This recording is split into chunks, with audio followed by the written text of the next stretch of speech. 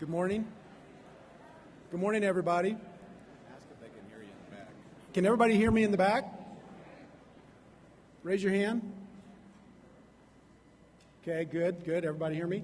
If we could grab our seats now, we'd like to get started. We'll get started on time, then we'll end on time. Everybody be happy. I'm going to introduce Phil Rushmeyer, my partner at Avison Young.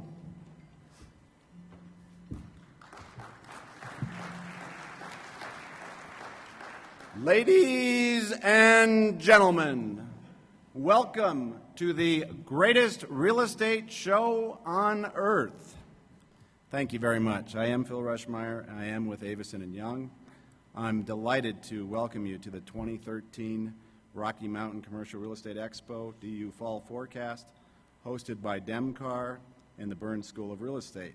So thank you again. We have just a great lineup of speakers today.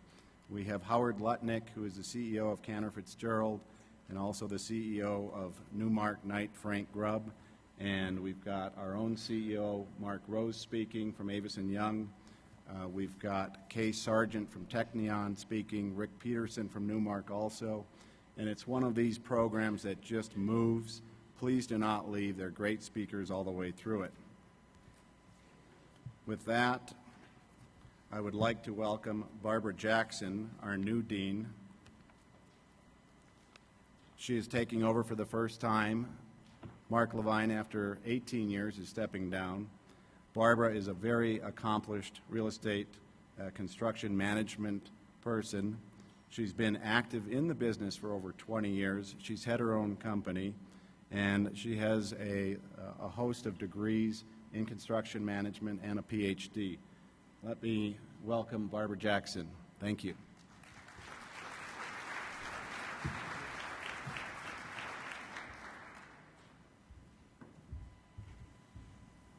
Good morning, everyone. Let me just make one clarification. I'm not dean yet, okay? I'm the new director of the Burns School, and I want to say to you that it's a tremendous pleasure for me to be joining the Burns team. Although I've come from California most recently, I went to California from Colorado. So basically, I'm coming back home, and it's very good to be here. And I'm more than privileged to be following in the footsteps of Dr. Mark Levine as the director of the Burns School. And just as each of you have had to rethink and re-envision your futures in this new economy, so are we at the Burns School, and we're having a lot of fun doing it. Our students' futures, as you might know, won't look the same as our past. And it's our obligation at any university, quite frankly, to make sure that we're preparing those students for their futures. At the Burns School, it's our job to prepare them for all aspects of this industry. It's a complex, intricate industry that we're all involved in, and the notion that we can simply teach students the dots or the single disciplines of our industry is no longer sufficient. Today, we really must prepare them for how those dots are connected and how they're aligned. That's why this 19-year partnership with Demcar is so vital.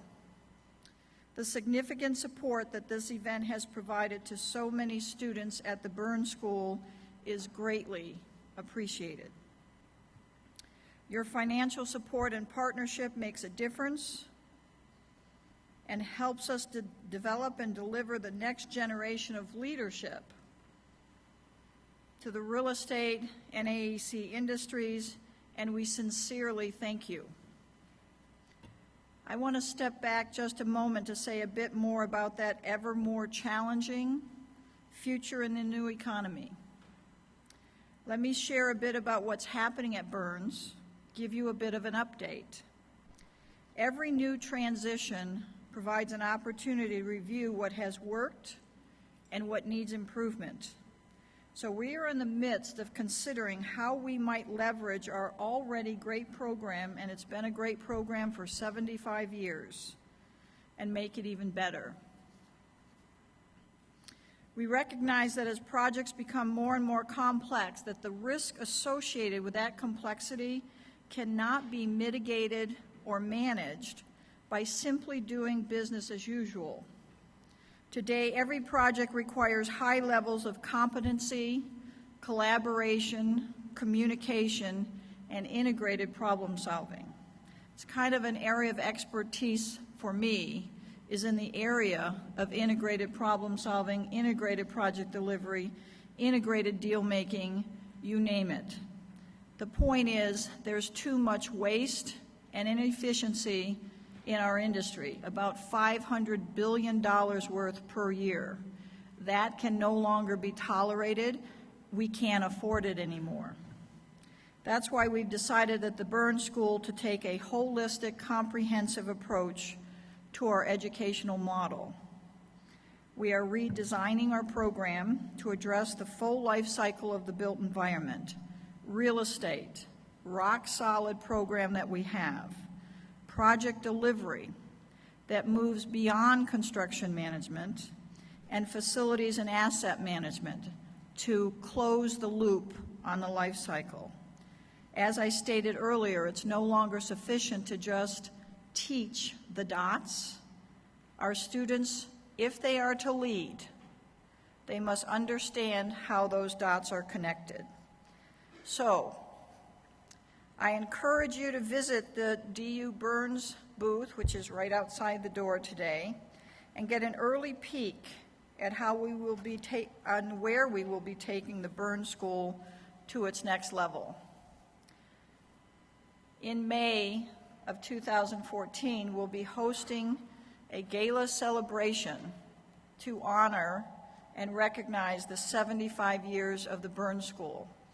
At that gala event, and probably everyone in this room will be receiving an invitation to that, at that gala event, we will be unveiling the future of Burns, and we're very, very excited to be sharing that with you.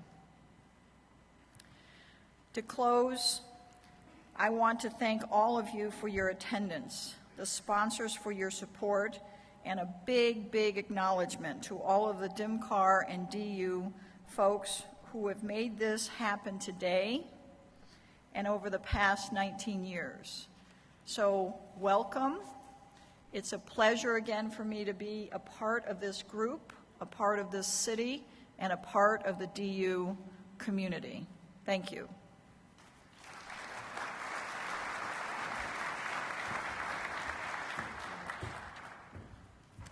Now I'd like to welcome Austin Kane, the 2013-14 DMCAR President and also Managing Director of Unico Properties here in Denver.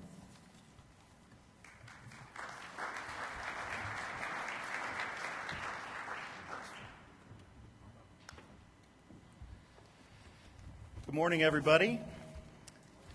Thanks for joining us today. I want to begin by thanking all of the people that gave their time to plan this event, in particular the Expo committee, who is chaired by Phil Rushmeyer and Mark Lundy, longtime DMCAR members and just really giving members of the real estate community. We've assembled, as Phil mentioned, a pretty impressive program today. Glad you guys can all be a part of it. I think you're really going to enjoy it.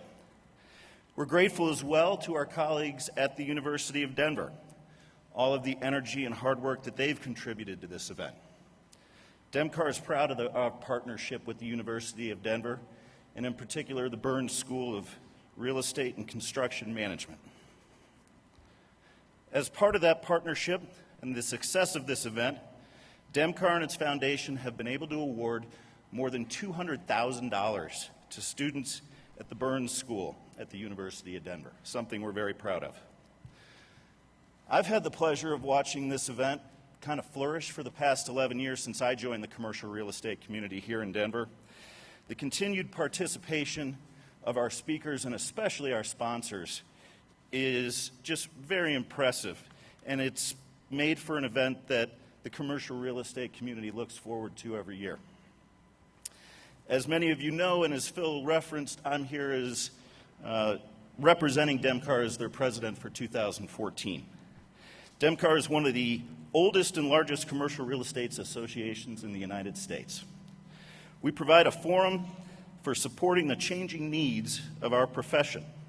We've built a structure that allows us to track issues and develop advocacy policies that protects our industry, not only the brokers who are our members, but the wide array of businesses and corporations that we serve. As many of you know, Denver is currently opposing new regulation restricting the use of letters of intent by brokers. We'll continue to work closely with the Colorado Real Estate Commission, and we'll have a voice at their fall conference, which is upcoming. In 2012, we were the only professional organization that took a stand against some of the onerous millage increases that were targeted at commercial real estate owners. That's something I'm really proud of because it shows that we're looking out for the people that we serve. DEMCAR, one of our other events that we're really proud of is the Heavy Hitters in Commercial Real Estate Awards.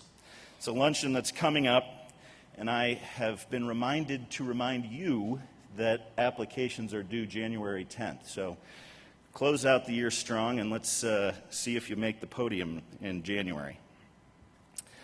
Lastly, Denver continues to grow its relationship with Xceligent and are committed to providing metro brokers with an affordable alternative to CoStar. Additionally, our members in both DEMCAR and DEMCAB receive substantial discounts on their monthly database bill, and we've been very pleased with the innovation that is coming out of Xceligent. If you're not yet a member of DEMCAR or DEMCAR, we want you to join us. Take advantage of the networking that we create, recognitions, and discounts of the property database. Become a part of the professional association that projects the strongest possible image of our profession. DEMCAR has a booth outside. Please stop by to talk to myself or Katie Kruger or any one of the DEMCAR representatives who will be there manning the booth. One last personal note of thanks.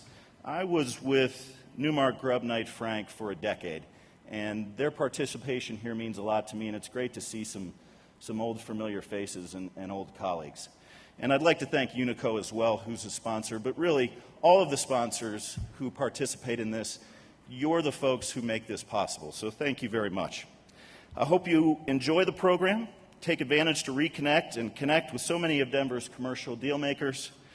Once again, our sincere thanks to all those who take great pride in being a part of presenting this wonderful event. Thank you very much.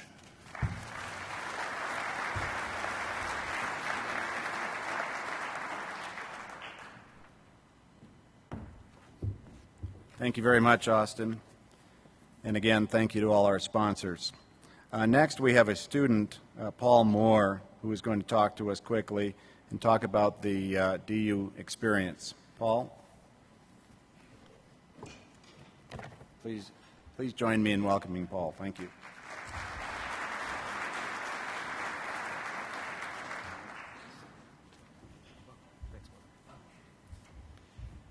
Thank you, Phil, for the introduction. And first of all, thank you to DEMCAR and the Burns School for awarding me one of their scholarships. I'm honored to receive it and certainly very grateful for the help. So thank you.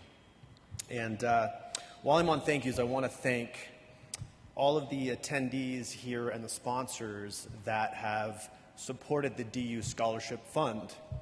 It's scholarships like these that give students like myself the opportunity to come back to school and lessens that looming debt load upon graduation. So thank you for that. The decision to go back to school these days is not an easy one. Numerous questions surface in your mind. Is the investment in time and money and energy worth it? Will I gain the skills needed to compete in this competitive marketplace? Is a master's degree in real estate even necessary? I hope so. I'm about 2/3 of the way through my program, but thus far, it proves to be quite the smart move. Once I made up my mind to go back to school, the selection process was actually quite simple. 3 factors sold me on DU. 1, the location in Denver. the perfect blend of city and mountains. I'm from Los Angeles. I went to college on the East Coast. I studied in Chile and Australia, and I work for Colliers International in Prague, but it's Denver where I want to make my home. Second, the fact that DU has the oldest real estate program in the country, and thus is flush with alumni connections, many of you who are here today. And third, the staff and the professors. God bless Laura Hacker, I know you're here somewhere, for answering every one of my questions, and I called just about every day leading up to making that decision to go back to school. And when I asked if I could speak with one of the professors, I literally got a call back in 10 minutes from Jeff Engelstad. And I'll never forget, because he was at Starbucks at the time, and he was ordering his drink, answering my questions, telling me about class, the NAIOP challenge, life at DU. The fact that he called me back so quickly, was so receptive and helpful, meant the world to me. By the time I heard that barista in the background say, "Jeff, caramel macchiato," I was sold on the program. I'm very optimistic about the future of the Burns School and the vision that our new director, Barbara Jackson, has set forth. I'm also very optimistic about the future of Denver. The combination of a growing young demographic and a diverse industry base should fuel the economy and provide for a range of opportunities within real estate. Gandhi said, "Be the change you wish to see in the world." In essence, be a pioneer. I'm very happy to be part of the DU Pioneer family, and I look forward to giving back long after I graduate. Thank you, and again, an official welcome to 2013 Expo.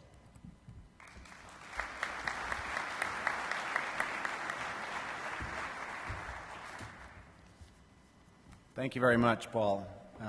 We are hiring actively at Avis & Young, so when you're done with that master's, please come see us.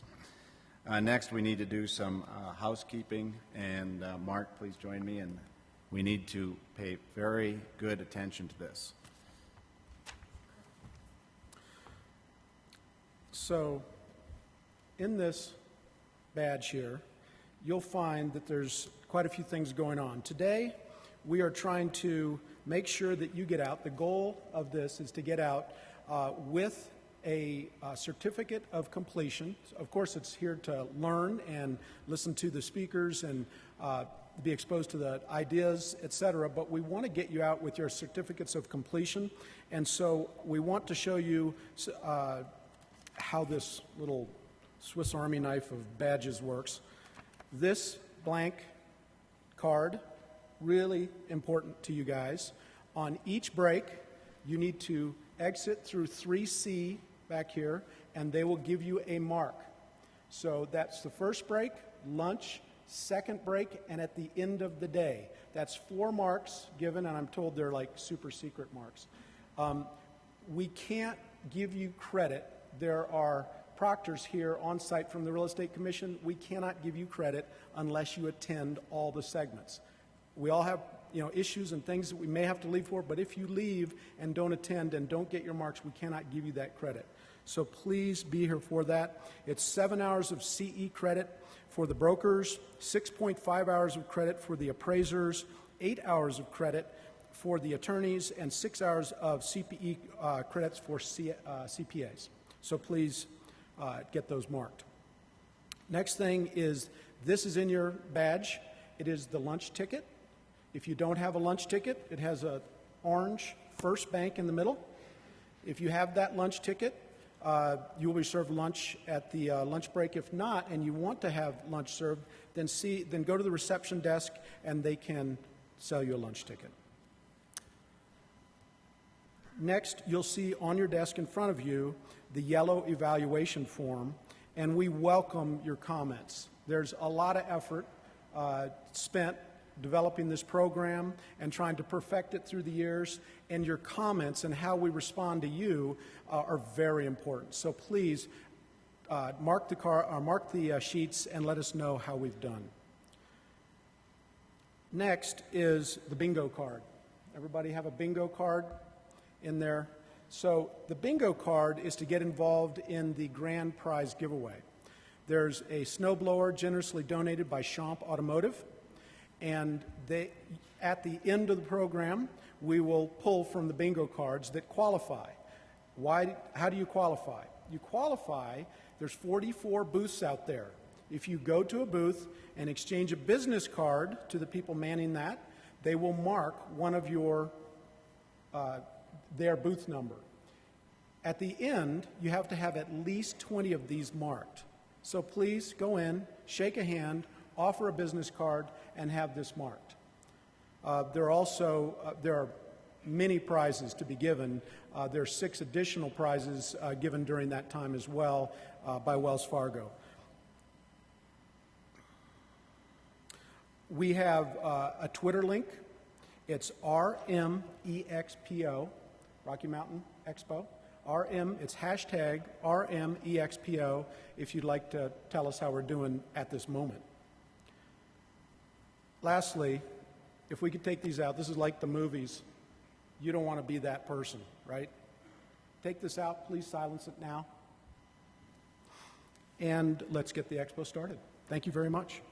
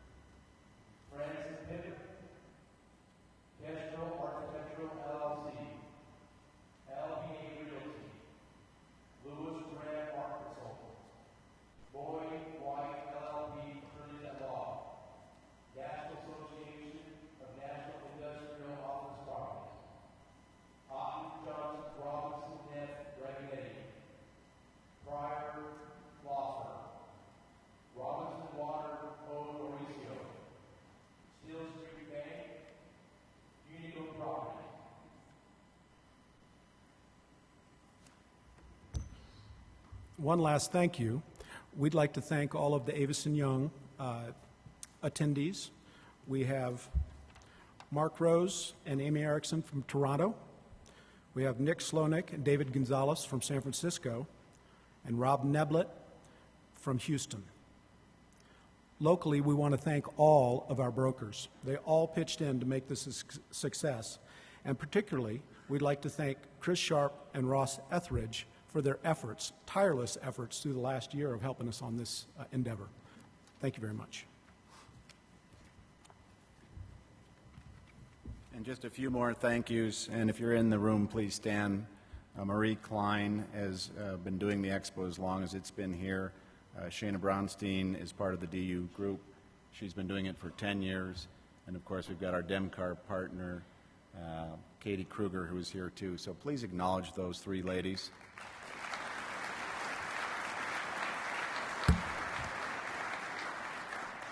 And the speech about behind every great man is a great lady. I've got about 10 great ladies that have been helping us, and I shouldn't say I, Mark and I, and not Mark. Mark is not the great lady, thank you. So thank you to all the ladies, and half of our speakers and panelists today are ladies, so we thank you very much for showing up today. And with that, let's get going. First of all, our honorary dean presentation is Mark Levine, Dr. Mark Levine. Interestingly enough, 36 years ago, I walked into my first real estate class, and here was Dr. Levine. And when I started reading off his designations, and I think he's added a few, but there's 13 of them. And if any of you or anyone owns any of these, like a law degree or an accounting or a CPA or a CRS or a CCIM, an FIABC, if just any of them, they take a terrific amount of work to accomplish getting those designations, and it's just tremendous. As I mentioned, he's got a PhD from the Business Century University, a JD from the University of Denver here itself. He's got a tax law degree from the New York University, and he's got an accounting degree from Northwestern University, and of course a business and economics degree from Colorado State University. Please welcome me in welcoming Mark Levine, our honorary dean for the year. Thank you.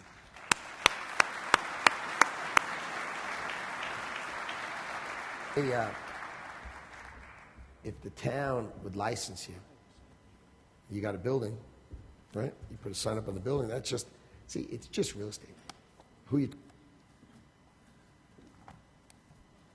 hearing voices. Phil, thank you. Mark, thank you. And thank you all for being here. I thank so many folks, and you've heard a lot of thank yous, and they're deserved for so many people that have worked to get this program going. Our chancellors have been, and I say chancellors plural, from the current chancellor, Bob Coombe, to Dan Ritchie and so many others. Our provost, many people have been involved and supportive of this program over the years. And you've heard how many years we've been with DEMCAR, and we have, and we're thankful. We actually started this program some 38 years ago, then merged with DEMCAR on this, and it's been wonderful ever since. And again, we all appreciate the support. You've heard already from our new director, Barb Jackson, who hit the ground running, and she's doing a great job already, and she'll continue doing a great job for us, and we're delighted.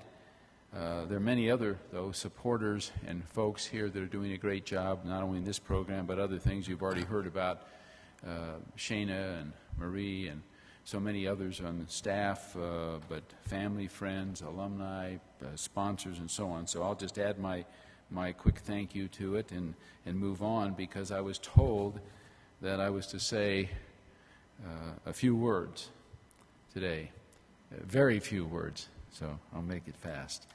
You know, when we started this with the honorary deans, we used to say, would you, and many of them know because they're here, and I'll mention a few names in a minute, we used to say, would you tell us a little bit about your history when you got in the real estate business and how it was then, and then move it right along to how it is today, and then, of course, where we're going, a little bit on prognostication. And because we have limited time, and you don't need to hear all that from me, I'll just say I'll not talk about the past real estate market because you already know about that. You were here. And I won't talk about the present one because you're here right now. And I won't talk about the future because I don't know anything about it. See, so that moved it right along. The prior honorary deans and so many others that have supported this program for so many years, people that have been mentioned in various settings, I noted a few without intending to leave anyone out, but Mickey Meller, Jordan Perlmutter were early ones, Larry Mizell, our Chancellor Dan Ritchie, emeritus now, and Joy Burns, who was chair of the trustees, and Larry Atler, and George Thorne, and Pat Hamill, who is a trustee, by the way, at DU, and now, and went through our program. Evan McCuskey, Sherm Miller, Edkin Johnson folks, John Madden, who's built a lot of buildings, Dick Saunders likewise, Dave Boyles, Dave and Gail Leninger on the RE/MAX side, Jack Box and Rich McClintock, and on and on. We've had some wonderful, wonderful deans of real estate. I can't hold a candle to them, but I'm just delighted to be up here and appreciative of it. You know, on my own history, as I said, I won't talk about the history of the market, but I'll just mention that I came from a family of 4 boys, raised in a house with 1 bathroom. And I guess it could have been worse. It could have been 4 girls with 1 bathroom or something. But, you know, things have changed. Bigger houses, bigger this and that. But, you know, we get through things. I went through, like all of you, you know, trying to figure out what we do. And in high school and so forth, I was already attached to the idea of owning real estate and being involved with it and law and writing and so on. And so, as you already heard from Phil, a little bit of my background. Some people say, why'd you choose these schools? I'll tell you, CSU was $80 a quarter. That was pretty good, and it was a good school. DU was wonderful. They gave me a full scholarship, and I mentioned that because I'd never been at DU. I would have never been at DU Law School. I couldn't afford it. But DU came up and said, we're giving you everything, and I've not forgotten that. Northwestern University is kind of a funny thing. I'll just tell you quickly, there was a professor at DU, so it all comes back to DU, came up to me and said, how about going to Northwestern for a graduate degree? And I said, well, that's a good school, but I'm going on to NYU for tax law and a specialization there. He said, well, you can do that too. I said, well, I don't know. He said, well, we pay all the tuition. I said, you pay all the tuition in Northwestern? Yeah. I said, well, that sounds good, but I think I'll skip it because I really want to get to NYU. He said, well, we pay all your expenses too, you know, room and board and everything. I said, you pay room and board and the tuition? He said, yeah. I said, well, boy, that's hard to turn down, but I really think I better get on to NYU. He said, oh, by the way, and this was through Arthur Young at the time, now Ernst & Young, he said, we also pay your salary. I said, what? You're going to pay me salary while I'm going to Northwestern and pay all the expenses there? I said, where do I sign up? So that's why I was at Northwestern, if you're wondering. NYU, scholarship again, on and on. The reason I mention this is not for me, but to emphasize for you and what you've done. And you've already heard Austin mention $200,000 plus in scholarship money raised. This program and many others that we do at the Burns School raises money for our students and programs. Over 2/3 of all students at DU are on some financial support. And without that, and many of you know this, many like me would not be at DU. So again, thank you for your support. Thank you for the scholarship items. And speaking of that, thanks for the separate contributions on the scholarship fund that I have the honor in my name on that. But the important point is we're getting money for students and the opportunity to be here. And you've heard from Paul Moore, who is an outstanding young man, and you can see how important, again, the scholarships are. Sometimes, however, we're so busy with certifications, designation, degrees, and so on, business, the secular side. I always think we ought to think about the non-secular, if you will, the personal side, religious or personal things outside of business. And the key word is always balance in life, and we all talk about it, but we really need to do it. And I will tell you that yesterday, many years ago, but it was on the 13th of November, I have not forgotten, I got a call at my desk at DU, and I was told, your brother died. I said, what? My older brother, who wasn't very old at the time, who was a star athlete, 6'3", good-looking guy, intelligent, died just suddenly. No prior history. So sometimes we have to stand back and think about things besides all our business things. I think about business and law and teaching and real estate and writing and all that too. But sometimes we have to think about other things. And so I'll just take a moment and acknowledge on a family basis. My wife is here, sitting over here. She's put up with me for Ellen for 42 years. I think that's the correct number, almost. Our Libby, our daughter, that some of you have had in class that's taught and is also a tax real estate attorney, with her spouse Aviv, who's also an attorney, a wonderful young man.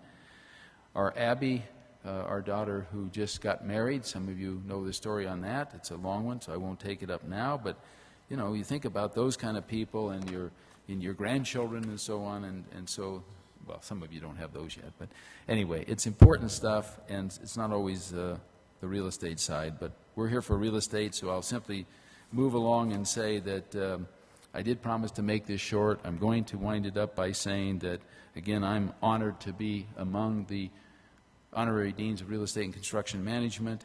I'll close by saying my advice is walking gingerly in this market, diversify, continue our education as much as we can, maybe like Paul, going back to school, executive masters, whatever, or informal, but somehow learning. Be thankful we're all here, and of course it's not getting any easier, as we all know, to compete on the international basis. I think our students know that here when you look around the classroom and you see students from all over the world, not just here in the Denver metro area. So I'll leave it at that and say that, by the way, I'm not retired. I am tired, but I'm not retired. And I think it was Churchill that said, "You're never too old to learn something stupid." Thanks again for the honor. As I said, I'm sure it's not deserved, but I'm not going to surrender it lightly. I'll apologize to those who don't have it, but I'll be very thankful to have it. And again, thank you all for the Burns School and for Daniels and the University of Denver and DEMCAR. Thanks for being here, and thanks for your support. Thank you, Mark. And as a token of our appreciation, we've got a University of Denver clock, which I will remind you all, thank you, that the University of Denver was started in 1864, is celebrating 150th anniversary. And since we were able to slaughter the Avison Young name, I noticed Mark's button up here, and I've got my DU button, which is the Ritchie Center and the mountains of Colorado behind it. And over here I have the Canadian flag, or the Canadian leaf, which is for Avison, because they're headquartered in Toronto. And so Mark Rose, our CEO, reminded me, if you ever forget how to pronounce our name, just remember where you're from, which is Michigan, and I'm a Yooper. And you say everything like this, eh? So it's Avison, eh? Thank Very you. good, thank you. Can I say one thing? I'm not sure why I have this clock. I guess it means my time is ticking, you know. Thank you.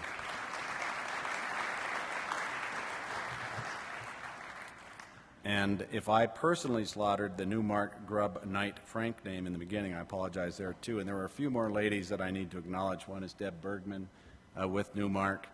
She's put a ton of work into this with us. And three ladies at my firm, Chrissy Greco, Katie Nobel, Sarah Carver. And with that, I'd like to introduce Kevin McCabe. He's the Executive Vice President of Newmark, and he'll be introducing our first keynote speaker. Kevin? There you are. Thank you.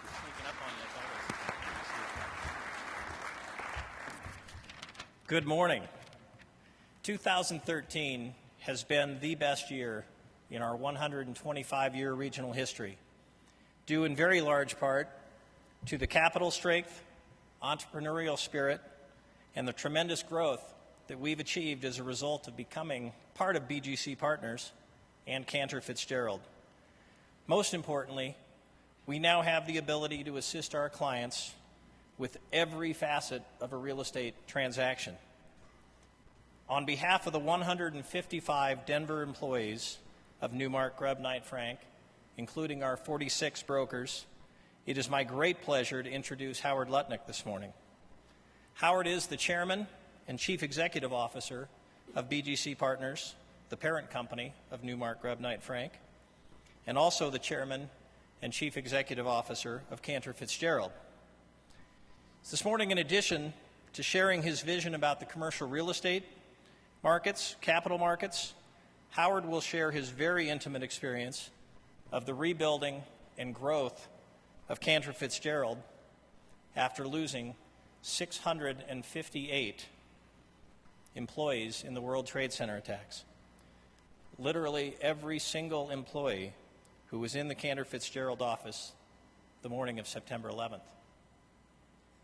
So whether it's capital markets, real estate, or any new business that Howard and his team are building, you'll hear this morning about resilience, about courage, and about leadership, and a business model that has a heart and a soul in addition to a record of tremendous achievement. Please join me in welcoming our leader, Howard Lutnick.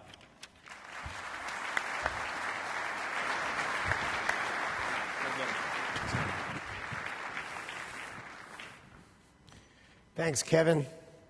And, good morning, everyone, and thank you all for having me out to the Expo.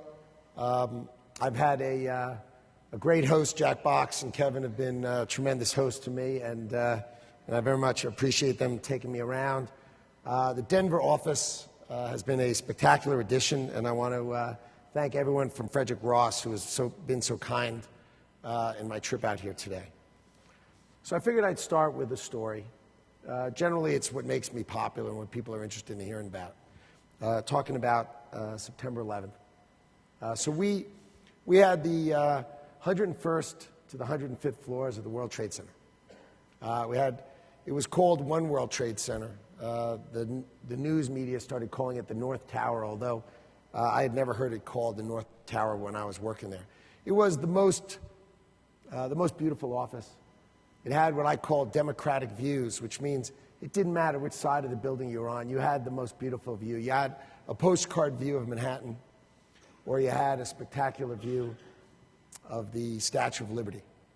Sometimes, when you get there early in the morning, you'd have what I'd call the Jack and the Beanstalk moment. The clouds would be beneath you, blue sky above, looked like billowy cotton, and just the tip of the Empire State Building sticking up just in the middle of town. It was so beautiful that you could not take it for granted. And so those were our offices. Now I'm going to step back a minute and talk about 1993. So I had become the CEO of the company toward the end of 1991. And I was 29 years of age at the time. And so I became the CEO of the company. I was a large producer and a very successful broker at that. So in 1993, there was a terrorist attack in the World Trade Center. No one died who worked for us, but it was a business crisis of gigantic proportion, because we had giant trading floors and computers and electronics, and we were out of our building, and we didn't know if we'd ever get back in. It could have well been the World Trade Center, could be the Leaning Tower of Pisa. Didn't know. So we were out of the building, and while we were out of the building, something very odd happened. You know, we're trying to rebuild the company. So the first thing was, I went to our disaster recovery site. And so the bombing was 12/18 on Friday. So Saturday morning at 9 a.m., I'm standing in my disaster recovery site, and I get this strange feeling. And the feeling was as follows, that we were a two-dimensional company, meaning we presented in financial services our wares to our clients on the other end of a computer terminal. And that computer terminal would look like we were open. But while I was standing in my disaster center, I didn't have enough chairs for all of my people. And so what would happen is we'd be open for business. We'd ask our clients to come to our rescue and save us and help us. And then it would be like a restaurant opening for business, having all your clients come to help you out, and you have no waiters. If you can't service your clients at 100%, you shouldn't service your clients at all. So on Saturday morning, after the attack in 1993, I made the decision to abandon entirely our disaster recovery site and go rebuild from scratch elsewhere where I could have capacity for 100%. Because my first lesson was, you either have 100% to service your clients completely and perfectly, or you have nothing. And so we abandoned it. So we were unable to open until we started opening businesses Wednesday and Thursday and Friday. But when we opened each division that we opened at 100%. So my first lesson, if you want to take anything away from this, is number one, most disaster recovery plans are exactly that. They're a disaster.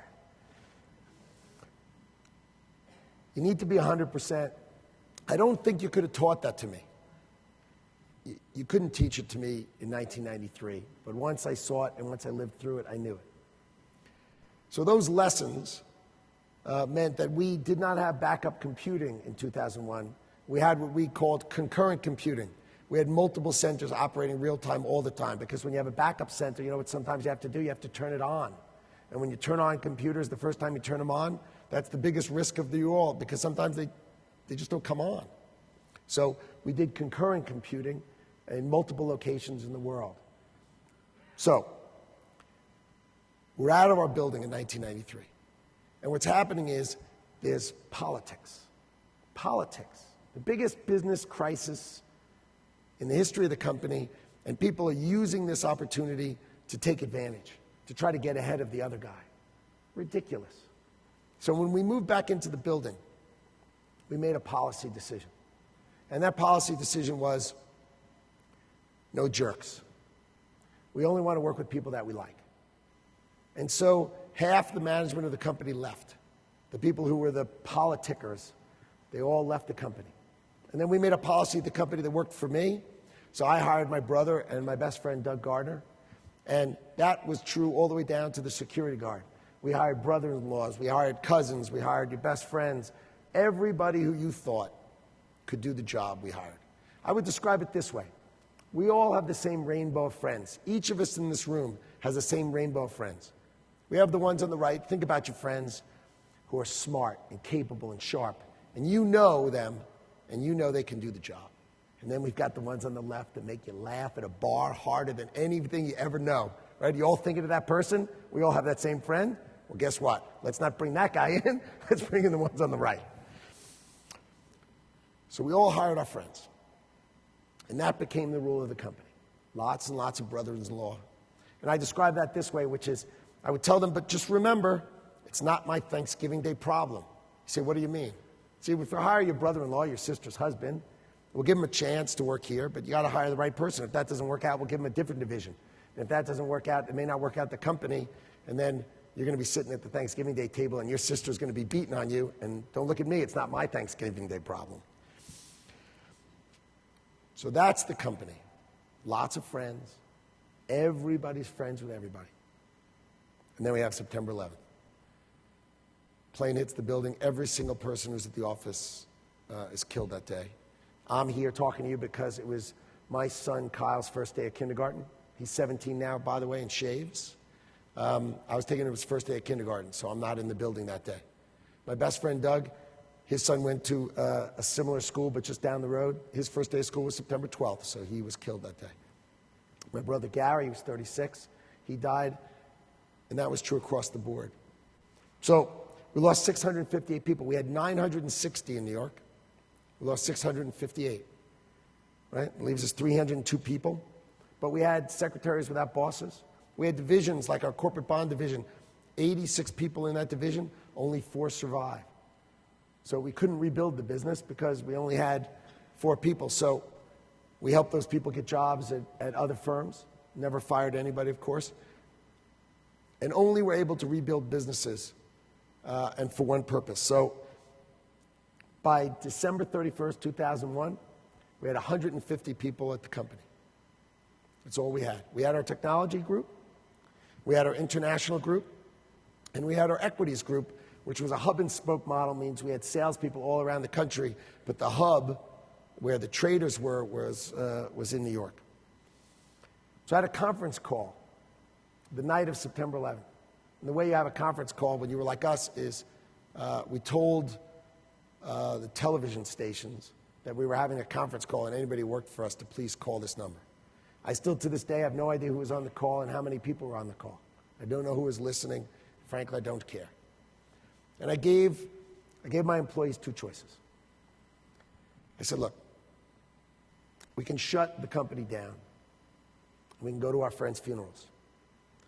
Because when 700 people die, it's 20 funerals in a day, every day, for 35 straight days.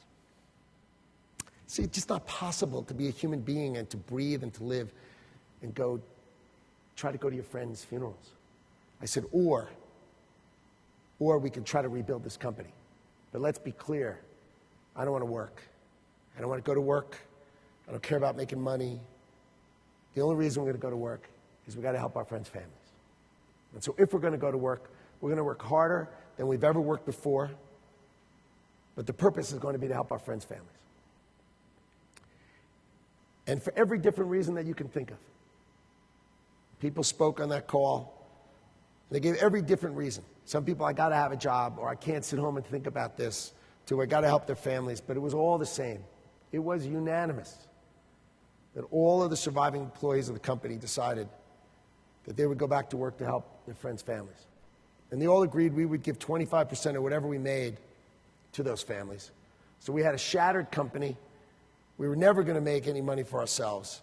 And then whatever money we did make, we were going to give 25% of it to our friends' families, of those that died. And that's how we went about rebuilding the company. So we went back to our computer center, and I'll just give you one story. So we had cots lined up against the wall. All the cots were lined up against the wall. You went into the building.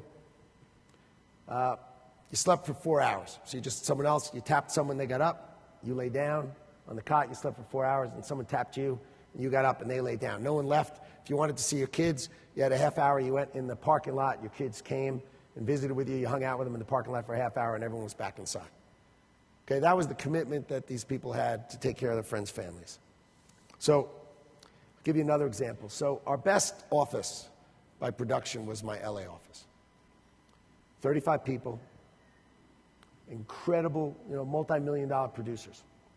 They called me and they said, we've got to fly into New York and see you, Howard. So we were having a memorial service in early October. And they closed the office, and all 35 people fly in. So, and they said, we have to talk to you. So they come to my living room, and they talk to me, and my fear was they were coming to tell me that they were going to make a donation, but they had to leave. The business was so far down, and it was so difficult and so sad, and they were being offered so much money by somebody else that they had to go. And so I walk into the living room, and my heart's pounding out of my chest, because I know that's what they're going to tell me. And I walk into the living room,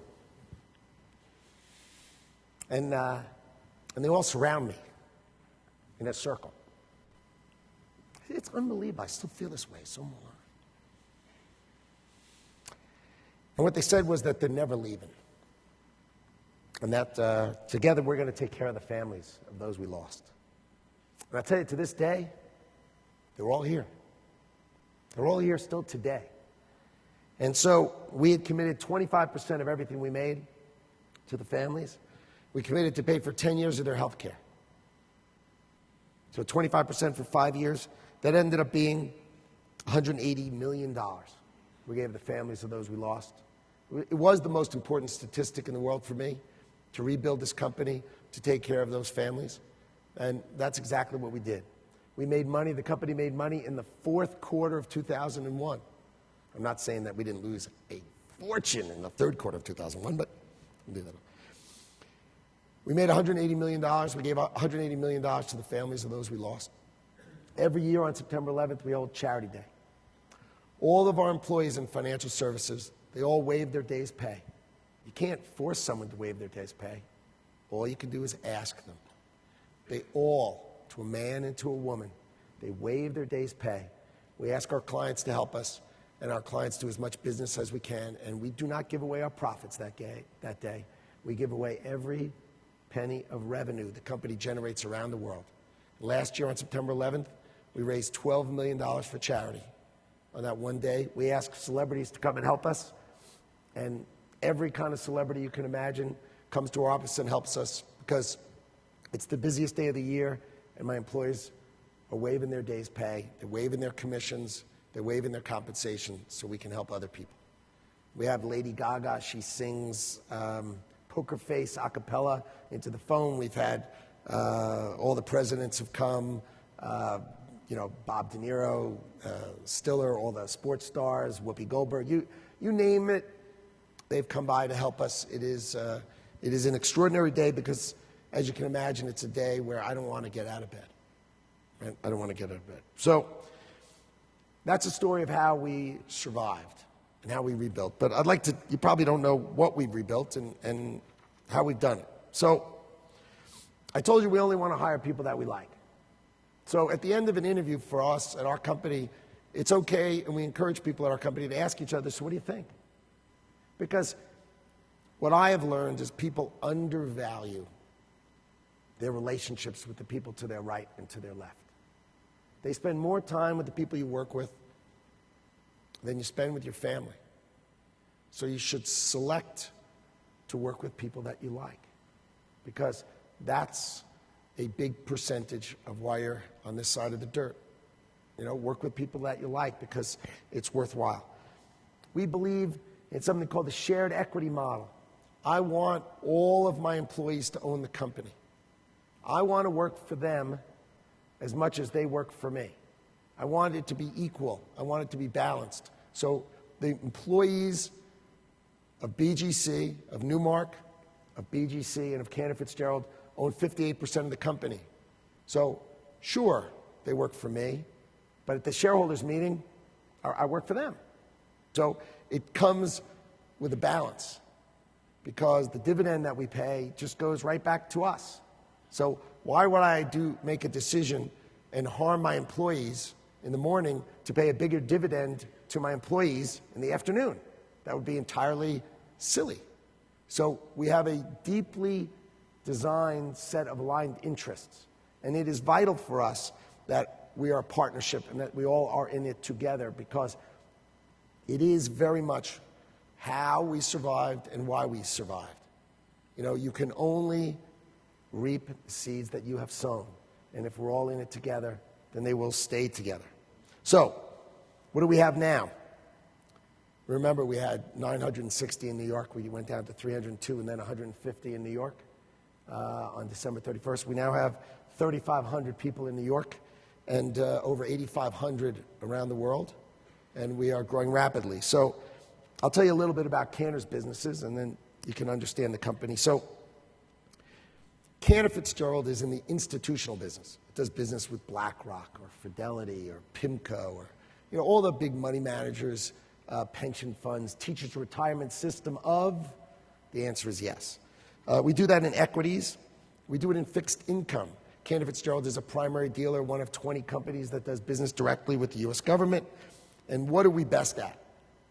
We're best at mortgage sales and trading, because that's a real estate depth of experience and knowledge. And so we're great at mortgage sales and trading. That's our biggest fixed income business. In equities, of course, we're great at REITs, but I'll talk about that in a minute. So when the credit crisis hit in 08 and 09 and the banks stopped lending, it sounded like a calling card for us. So we started Cantor Commercial Real Estate. We hired an all-star cast of professionals from the CMBS business, commercial mortgage-backed securities business. We raised about $700 million in equity, added $1 billion in debt, had $1.7 billion to lend, and then we lend, sell securities, get our money back, and lend again. So last year we did $5.9 billion of first mortgage lending, and then securitized and sold and have it again. We were about between 10 and 12% of the U.S. CMBS market, and we are the #1 conduit lender, the CMBS securitization lender in the United States of America as of the month of October. So that's a business that we stepped into, and we expect to continue to have about a 10% share of the lending market. So that means if there's a building that someone who's trying to buy it or someone who wants to sell it, they can call us up. And we are not a mortgage broker. Although we have divisions in Newmark who are mortgage brokers, we have a sister company called CCRE, Cantor Commercial Real Estate, which will lend proprietary our own money. And that was a business we started in 2010, and it's very, very successful, likely to go public next year. So it's probably likely to go public in 2014. Cantor Fitzgerald has a real estate investment bank. I think we have all this real estate expertise. We help REITs raise money. We help other types of companies raise money. We are the largest capital raiser for REITs in the United States. I think it must be 4 or 5 years running. So we are out there raising money. We do things called a CEO, a controlled equity offering. See, I learned a lesson once. I have a public company, BGC, and I was doing a secondary. And so I announced my secondary, and my stock goes down. And then I go on the road, and my stock goes down. And then when I'm done, I sell it to everybody, and then my stock goes up. And I felt like such a dope. I was like, yeah, I announce I'm going to sell, and the stock goes down, and those guys buy it, and then the stock goes up. So I swore I was never going to do that again. So we designed a model where we raise money for companies by selling small amounts of stock electronically into the marketplace. So, for instance, when the Bank of America needed to recapitalize themselves, we raised $13 billion for them. So don't think that it's got to be a small thing. And it's using technology and knowledge of the markets. And REITs are the best for that because everyone knows what they're investing in. They're investing in hard assets or mortgage-backed securities. And that's easy to raise money for those kind of companies. So we do that very, very well. Now let's talk a little bit about BGC Partners. So it's about a $2 billion market cap company. It has the finance business, which is in the wholesale financial service business. We're brokers. BGC is a brokerage company. We make no money if the market goes up. We make no money if the market goes down. We like it when it's busy. It's a brokerage company. We love brokers. We get brokers. We have about 2,500 brokers of real estate brokers, about just under 900, and the balance in financial services. So who are our big clients in financial services? Every bank and investment bank. Think of us as the exchange for everything in the world that doesn't trade on an exchange. U.S. Treasuries, foreign exchange, right? Corporate bonds, you get the idea. So wherever in the world, anywhere in the world, it's a global business. We satisfy banks and take care of whatever they want to do, whatever Bank of America and Goldman Sachs wants to do. We know them very, very well and intimately, right? So how do we grow? We hire and we acquire accretively across the business of BGC. That is the business. It's a very strong financial company. The company has just under $1 billion in cash. It has about $400 million in debt. And we own 10% of the NASDAQ stock market, which is worth about $530 million. So we're basically about $1 billion in cash and no debt, and the ability to grow and build. So we are, as far as the real estate business is concerned, one of the best capitalized and strongest financial real estate companies to be able to go execute our plan and our model, which is going to be to hire great brokers and to acquire great companies as we continue to grow out our footprint. So in commercial real estate, we bought Newmark Knight Frank in October 2011. So Barry Gossin, who's the CEO of the company, and I are friends. And in order to make Barry comfortable with how it would work at BGC, by the way, BGC is Bernie Cantor's initials. So Cantor Fitzgerald was founded by Bernie Cantor, and BGC are just B. Gerald Cantor.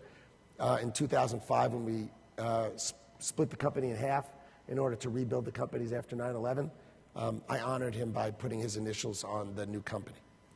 So I put Barry Gossin on the board of BGC for 3 years so he could see the inner workings of the company, so he could know who he was working with. Because as it turns out, if he's not comfortable with working together, it's not going to work out. So by the time we did the transaction with Barry, he knew me, my style of running the business, and the kind of people we were, besides being our friend, inside and out. And that's why it's gone so beautifully together, because there was no learning each other. We knew each other perfectly. So we bought Newmark Knight Frank in October 2011. Then we bought Grubb & Ellis in April of 2012. We bought the great business of Frederick Ross out here in December 2012. NGKF, Newmark, is about a third of BGC's about $425 million of revenues for the last quarter. And, and our profits for Newmark are expected to approximately double from last year in the fourth quarter. So if you want to know how we're doing, the answer is you bring together great people. You give them the financial tools and the technology to succeed, and they do great. So their earnings are expected to double in the fourth quarter of 2013 as compared to 2012. If it's as an example, we did the transaction last year in December with Frederick Ross, and as you heard Kevin say, they're having their best year. this year. The combination of spectacular people on a platform that is driven to help the brokers succeed has done really, really well for them. 640 deals. You know, their statistics are crazy. Their capital markets business is up 25%, property management is up 30, retail's up 75, industrial's 80. I should move here. This sounds great. Should have these guys run the whole company. They've done great deals. Obviously, you know, they have the building in 14th and Lawrence, the AA building there. You know, they have the 1 million square feet of the Enterprise Business Center, industrial park, and of course, they did the big transaction of the 77-acre Marathon Oil site. Newmark's got 90 offices around the country. It's got about 900 brokers now. We got about 210 million square feet under management, continue to grow. Globally, we have our partners, Knight Frank, so that gives us 320 offices with 12,000 employees. We're going to grow our capital markets business and continue to grow it. We're going to continue to invest in business, and we expect to be very well. One of the areas that the scale and scope of our business has enhanced is our global corporate services, the ability to really do the procurement business and focus internationally. So we won the international account of Nokia Siemens. It's in 100 countries, where we'll take care of them in 100 countries across the globe. We do NASDAQ, we do SunGard, and of course, locally, we have the great account of CenturyLink, which we continue to handle there, 55 million square feet. So the company's doing well. We've rebounded, we've grown. We're a diverse group of companies, but we are focused on one thing. We're in the brokerage business and in the distribution business. That's the kind of business we are. We don't want to make money when things go up. We're sort of an odd Wall Street kind of company because I don't want to bet on which way it's going. I want to service my clients and help them. I want to take care of my brokers and make sure that they know that the better they do, the better we do. And so that's our business model. Now let's talk a little bit about the economy, and then if we have some time, I'm glad to answer your questions. So, a year ago, I said, in 2013, you're going to see the U.S. do crazy things.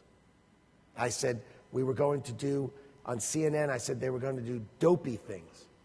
And the guy said, you're saying the U.S. is going to be dopey. And I said, sure, because there's a problem. You see, on the exact same day that Barack Obama was elected President of the United States, so he feels he has a mandate, the U.S. gave the Republicans the Congress, so they feel they have a mandate. And what they will both do is cross their arms and stare at each other. And they're going to do dopey things. And we saw it, right? Where they shut down the government, right? How ridiculous is that? As if Barack Obama didn't know he needed an extra 4 months to do healthcare.gov, right? I mean, just give in and say, I need the 4 months, so I'll just postpone it. But you know what? They both had the same mandate, so they both crossed their arms, okay? They made a deal. Remember, they made a deal through February the 7th. What do you think is going to happen on February the 7th? Here I am standing up in front of you.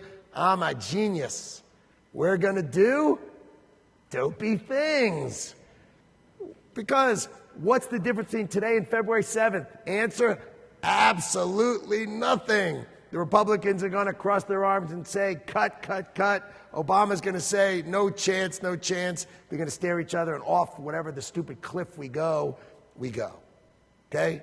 Bank on it, but also bank that they're going to kick the can down the road, too. Bank on them doing dopey things, and bank on them kick the can down the road. A couple of years ago, I was on television, and it was the end of QE2. And it's not a ship either. It was sad. At least we should all go on a cruise. Who ever heard of quantitative easing before this? You know, when I go on a television show, they say, talk about quantitative easing. I say, why don't I just kill myself and be more fun? So they said, what do you think of the end of QE2? I said, the end of QE2 is the beginning of QE3. That's the kind of genius I am. Seriously, I think about these things long and hard. So we have the world's easiest monetary policy driving interest rates to nil. And after that, we start buying our own trillion-dollar debt and financing ourselves overnight. That's like you taking a mortgage on your house and selling the mortgage to yourself and paying yourself interest rates on overnight. You have no loan. You've done nothing. You're financing the entire U.S. government. The entire U.S. government is financed overnight. It's awesome. The lowest interest rates in the history of time for 10 years, and we borrow till tomorrow. It's amazing. We have the easiest monetary policy in the history of finance, and then we have quantitative easing. So when people say to you, what do you think about tapering? Say, okay, we're going to stop buying $85 billion a month of our own crap and sell it to somebody else for once. What are interest rates going to be then? Let me give you a hint. 0. Why? Because we have the easiest monetary policy in the history of modern finance. And the Federal Reserve owns $2.7 trillion right behind it. So after tapering ends, and after they sell $2.7 trillion of what they have behind them, then we will have the easiest monetary policy in the history of modern finance, which means interest rates are going to be 0 through 2014. They're going to be 0 through 2015. By the way, this is not like a secret. The head of the Fed would come here and tell you the same thing. She's standing up saying 0, 0.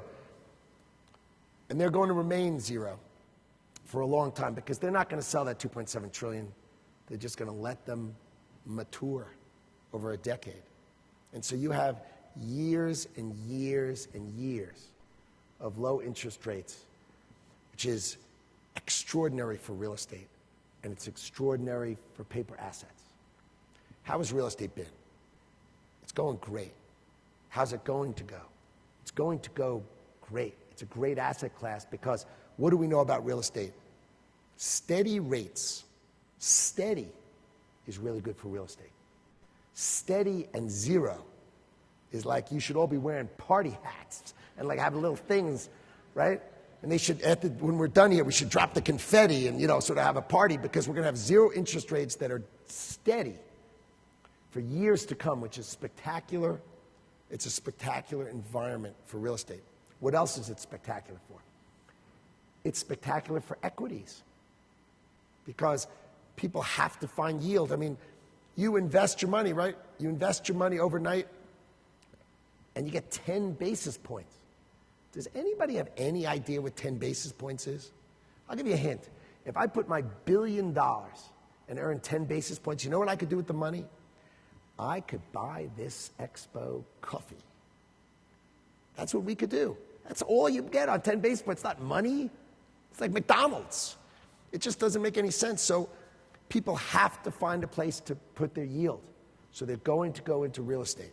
First, where do they go? They go to the major center markets. And then what do? When they can't find yield in the major center markets and they can't buy a building on Madison Avenue, because the buildings in Madison Avenue are crazy, right? The GM building sold for $3.4 billion. A guy made an investment in it. $3.4 billion. I kept looking at the building saying, did they have gold on it? I don't know where it is. So interest rates get so low that what do you think investors do? They start looking at regional markets to find yield.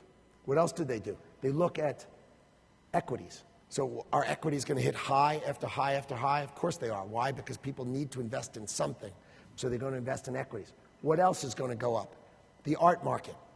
Yesterday and tonight will be world records in the art market. Why? Because once upon a time, if a rich guy wanted to put a picture on the wall that cost $1 million, he thought he had, a cost, right? I put the picture on the wall and it cost me 8%. That stupid picture cost me $80,000 a year. Now, if I put that picture on the wall, it's a storage facility for my $1 million, because if I left it in the bank, all I'd make is 10 basis points anyway. It's just as well I put it on the wall, and if it doesn't go down, at least I'll look at it. It's a storage facility. So anything associated with low interest rates is going to do great for long, long, long, long time to come. So this is a great conference. It's a great timing. I'm happy to answer your questions and talk about anything else anybody would like to talk about in the little bit of time I have left. But I wanted to thank you for having me, and thank you for honoring Frederick Ross by allowing me to come and speak to you today. We very much appreciate it.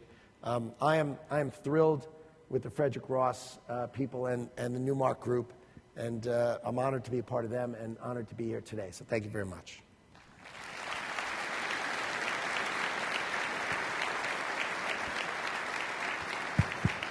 Sure. We have a little time for question, for Q&A? 10 minutes for questions. So, anybody, you can ask any topic. We can, anybody? No, it's like 500 people and nobody wants to talk to me. Really, I must have done a great job. Well, so the question was in the front, what do I mean by zero interest rates? So, right now the Fed has said that their objectives is 0 to 0.5%. I think it stays 0 to 0.5% through 14 and through 15. Now, in 16, they might raise rates. But if they raise rates to, let's say, 0.5 to 3/4, with all due respect to real estate people, sure sounds like zero interest rates. I mean, you know, when you're about to lock down your mortgage, sure, 5 or 10 basis points matters to you. But really, the determination to whether you buy the building at a 5 cap or a 5.5 cap, it's all good as compared to 0.5%. So I would expect 0 to 0.5 for at least 2 years, and then it remains under 1% even in 16 and probably in 17. A long, long time of no interest rates. And by the way, you'll all feel when this is going to change, right? You'll feel it that the tenants are outgrowing their space. Not my lease is over, I need to move, or do I stay? But that they're 3 years into their 10-year lease, and I got a problem, right? That kind of feeling, and none of you feel it now. It doesn't mean one company doesn't have that issue. I'm talking about you feel it, right? And you'll all feel when it's changing, and none of you are feeling it now. I know none of you are feeling it now because in all my businesses across the world, none of them are feeling it now. You have a 2% growth in America, you know, plus or minus 2%. That's just not going to, we have so much slack in the system. We could grow 2% for 5 years and still have no interest rates.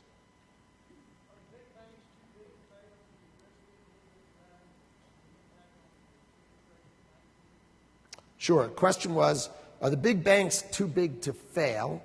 And how does that affect interest rates?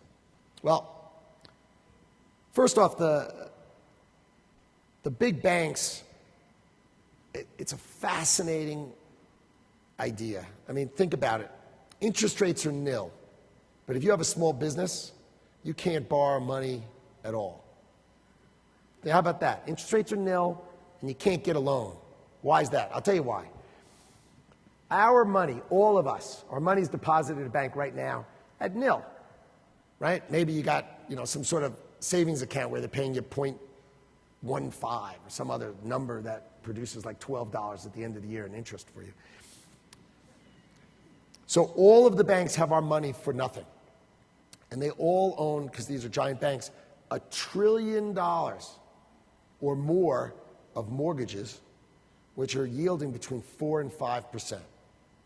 So the banks are making 400 basis points on more than $1 trillion. That is just an unbelievable spread, bigger than they've ever had before. And the Fed leaves it there because this way the banks earn their money so that they don't fall over. Because remember, banks are the children of the Fed. You take them to the shed and you beat them, but you don't kill them. Right? You do bad things. Just think about it. Think about how they treated the banks. You get really mad and yell at screaming them like your 18-year-old who drank too much, but let's not go over the top with it. So with them making 400 basis points on these mortgages, I walk in the door, I've got a bakery. I'm doing great. I want to borrow some money. I say, I'd like to borrow some money. Can you do the work and look at my bakery? They say, buzz off. I say, why? I say, because I'm making 400 basis points on $1 trillion. You think I'm going to care about you? So the problem is they can't get them to lend because the spread's too high. So the only way you could get a bank to lend in this environment is not yelling at them. They're not going to lend any money. The Clinton administration yelled at the agencies to lend to lower credit people. and then the lower credit people didn't have the money to pay it back. You can't yell at credit. What you can do, for instance, if the US government said all FDIC deposits have to pay at least 1% interest, they would take that spread from 400 basis points to 300 basis points and make it more interesting to lend you money at 8% or 9%. And then you would get lending. So the problem is there's nothing any of us are going to do to get small business lending out there. So Coca-Cola can borrow at nothing, right? And a single B issuer is 12%. So the problem is there's never been a bigger spread between the ultimate haves and everybody else. It's not even the have-nots. It's good, strong, reasonable companies. You know, Cantor Fitzgerald is investment grade, and we borrow in the sixes, right? So zero interest rates don't affect Cantor Fitzgerald. We borrow in the sixes, right? So you see that spread. And it's coming from the mortgage spread. Nothing's going to change it. So are they too big to fail? The reason they're not too big to fail is the same thing. The banks drive the economy, and they lend. And they are the grease of the economy. And if you shoot them, you hurt the economy. You know, that's the great story where guy's father, he owns a textile store on Delancey Street in New York, just before the Great Depression. And then the banks fail, and he says, good, to hell with them, right? And 6 months later, he loses his store, right? You need the banks to succeed, because the banks grease the skids for our economy. And if they're big or small, it doesn't really matter to me, because the Fed's not going to beat them to death. I promise. They understand they're not going to beat them to death. Other questions? Yes, sir. Howard, you talked a little bit about REITs when you started, but you didn't explain what your REIT business is and what you think of REITs in the future. And also, the second thing is, do you own any of the spaces that you are occupying throughout the world, or do you just lease? So we lease everywhere except we bought a whole bunch of intellectual property in Vegas, and I have one industrial building in Vegas where our office is for my gaming business in Vegas. Other than that, we lease. Cantor leases everywhere. Our REIT business, so we are an investment bank for REITs. So we raise money for REITs. And the deal we have with Wall Street is they know if one of our companies we're raising money for has a commitment that they will use the money we raise for them in the model that they've told us. So they publish their model, like, you know, let's say I'm an agency REIT, I'm going to buy bonds like this, like this, like this, and against my, my book value, and they'll have a whole model. And like Annaly, I think we raised $8 billion for Annaly because they had a model out there, and as long as they continue to invest within their model, I can continue to raise them money, right? And so that kind of model. So we are a relentless raiser of capital for REITs because it's an easy model to sell. I can describe to people who are going to give us money that those you give it to, it's not, you don't have to listen to their dream. There's no road show, right? It's really a model-based finance, and then we can raise money. So that's public REITs. We're now launching a private REIT market where we're basically going to do the same thing for private REITs. So we're going to start raising money for private REITs in the same model, which is a published investment model, and then just raise all the money in the world for them to go invest in their model. So if they have a static model they know makes them comfortable, if they promise to continue to invest all the money we raise for them in that model, the sky's the limit to how much they can raise. And it's an extraordinary business. So we investment bank them, we research them, we write research on REITs, we investment bank them, we help them buy other companies, sell. Anything you want to do in the REIT real estate space, we try to be with them and help them out. Good morning. Yes. Thank you for coming. Are there any other areas of the economy that cause you concern, like education, immigration, things like that? Sure.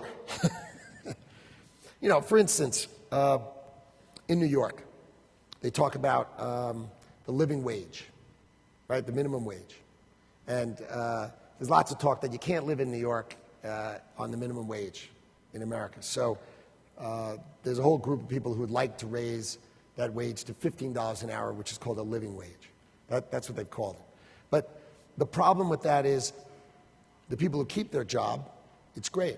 So we would all, I think every person here, I don't care if you're a Republican or you're a Democrat, I don't care who you are, you'd be delighted for people who are earning minimum wage to earn more.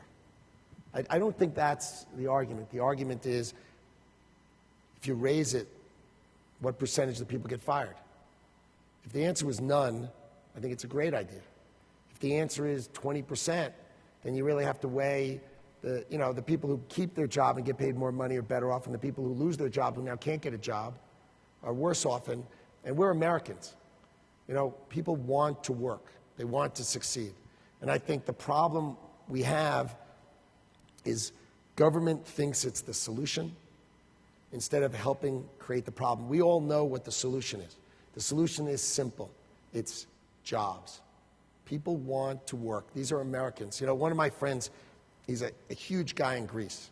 He said the difference between Greece and America, and this guy's Greek, he said Greeks think working for the government is the highest form. Working for the government is an excellent place, something to try to achieve. Whereas in America, people look at that as, a lower one. That means before they go work for the government, they'd like to try to win on their own, right? And I think that's who we are as Americans. We want to win, so our job is to try to give people the opportunity to get better jobs, and whatever the model is. So I don't think we should, I've said this for a while. I'll just give you a 2-minute version of this, which is, I think raising taxes on the rich is a waste of time. Because I'll send my money to the government. Warren Buffett says, let's send the government more money. So we'll send the government more money, and they'll run $1 trillion deficit, or they'll spend $2,500 on a toilet seat or some other silly thing, or healthcare.gov or something else that's a disaster. What I'd rather see them do is say, I tell you what, Howard, here's what we're going to do to you. I raise your taxes if you don't start a business that employs at least X thousand jobs. I give you a tax credit if you hire people, or you send me the money. You want to retire and live off your millions? Go right ahead, you're going to pay me more taxes, right? You want to save yourself the money and paying the taxes? Go start a company and go hire a lot of people, right? So instead of Warren Buffett saying, I should send the government $200 million more dollars, you know what he could do? He could take that $200 million and he could invest it. And you know what? That guy's so smart, I bet you he makes money, and he'll employ 5,000 people. And those 5,000 people will have jobs. You know what they'll do? They'll go shopping, right? And they'll eat, and they'll make their communities better. And that's what we need to do. So the concept of driving our economy is what we're supposed to try to do, right? And us growing, and the real estate business growing, is going to add a tremendous amount of jobs. So I think I'm out of time, right? And I've really, really enjoyed it. So thank you for having me today. I really appreciate it.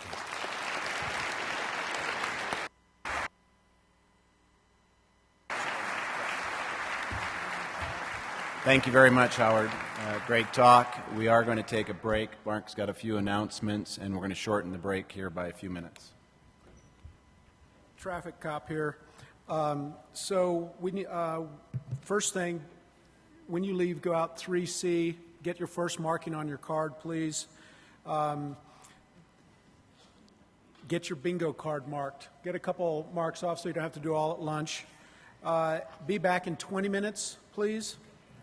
So 10 of, please, 10 of 11. And if you want to get on Twitter, hashtag RMEXPO. If you have any questions, hunt down a staff member or a committee member. Thank you so much.